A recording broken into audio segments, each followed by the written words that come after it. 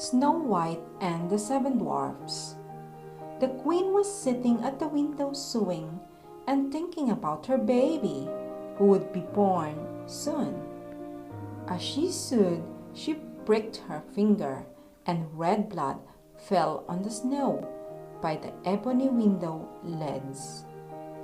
"I wish that my daughter be as white as snow, as black as ebony, and as red as blood," she said to herself. And so it happened. Her tiny daughter had snow-white skin, lips as red as blood, and hair as black as ebony. So she was called Snow White.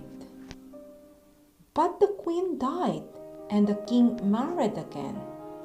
His new wife was very beautiful, but she had a cold heart, and she did not love Snow White. Every morning, the new queen would look into her magic mirror and say, "Mirror, mirror on the wall, who is fairest in the land?" And the mirror would always reply, "Thou, O queen, thou art fairest in the land." So the queen was content. 7 years passed, and Snow White grew into a lovely young girl with her mother's gentle nature. One morning, the queen looked into her mirror as usual, but the mirror's reply filled her with a deep envy. "Thou, O queen, thou art indeed fair, but Snow White is the fairest in the land." She ordered her woodsman to kill Snow White, but he could not bear to such a wicked, so he hid Snow White deep in the forest. Poor Snow White wandered about until she was utterly weary.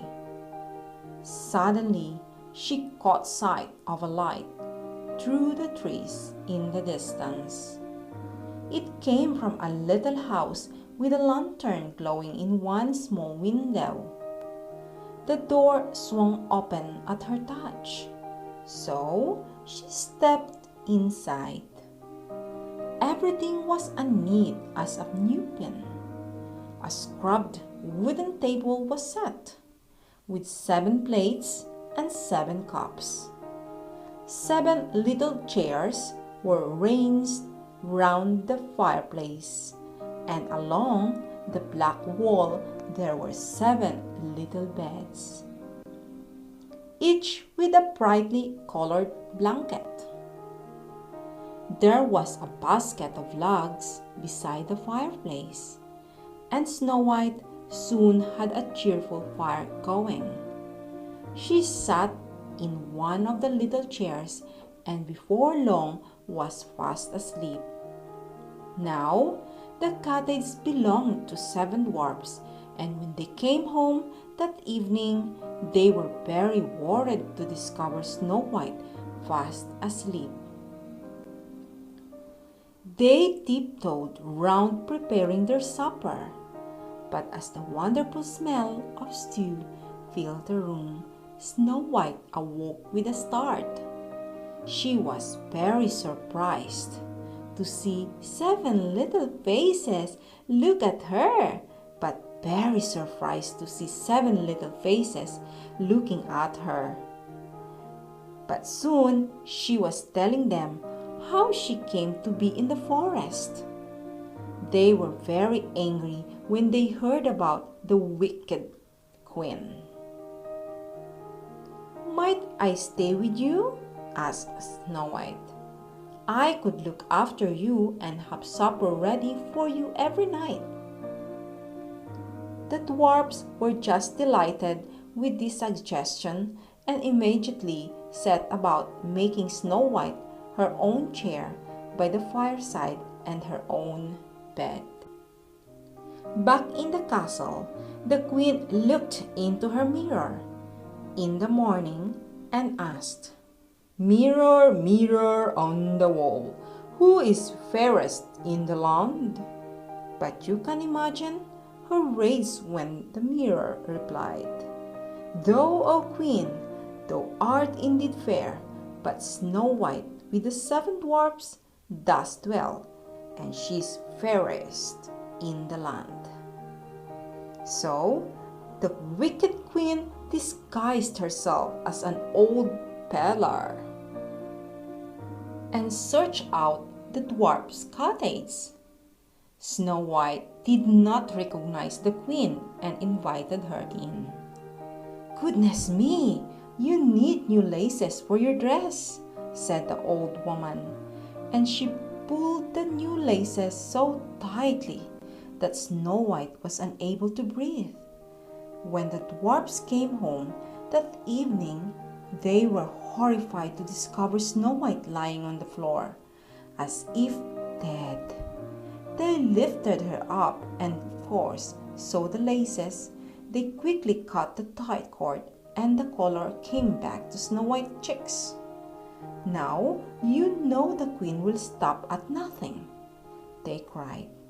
"You must not let anyone indoors again."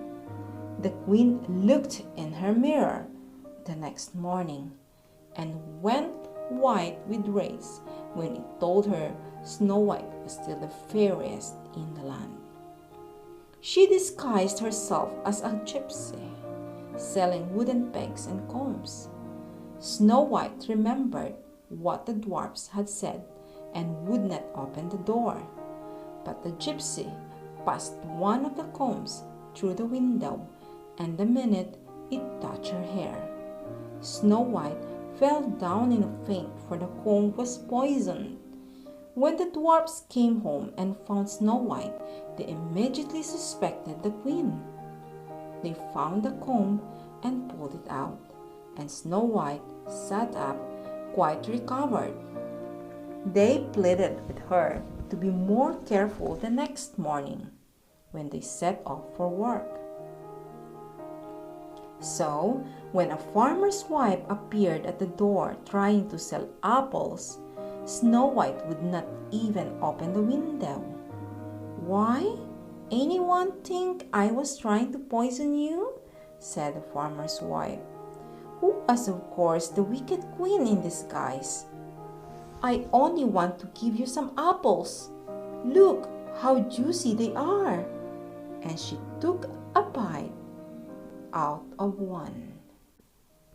So Snow White thought it must be all right, and she took the apple. But the queen had poisoned it on one side only. And the minute Snow White took a bite, she fell down dead. This time, when the dwarfs came home, there was nothing they could do. Snow White was indeed dead. They could not bear to bury her in the cold earth, so they placed her in a glass coffin. They wrote her name on the side in silver and put the coffin in a sheltered part of the forest and planted with wildflowers all round about. When the queen looked into her mirror the next morning, it gave her the answer she wanted. "Thou, O queen, thou art fairest in the land."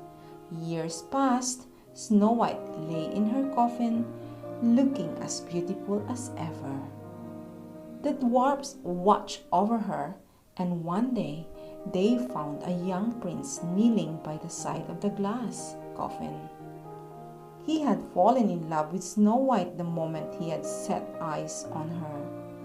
When the dwarfs saw how deeply the prince felt about their beloved Snow White, they agreed that he take the glass coffin to his palace, where he wished to set it in his rose gardens. As the prince lifted the glass coffin, the piece of poisoned apple flew from her lips, and Snow White opened her eyes. She saw the prince. She saw her faithful dwarfs, and she cried, "Where am I? What has happened?" There was huge excitement as everyone tried to talk at once. The prince wasted no time and asked Snow White to marry him. She agreed as long as the dwarfs could come and live at the palace as well, and they all lived happily ever after. But what of the queen? She looked her mirror.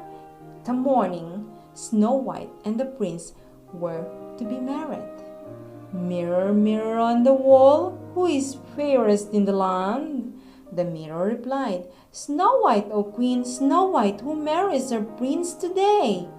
She is fairest in the land. The queen was so ugly in her rage that the mirror cracked from side to side, and she was never able to look in a mirror ever again, as long as she lived. The end. Do you like the story of Snow White and the Seven Dwarfs? If you like, please subscribe on my channel and see you there next time. Thanks for watching.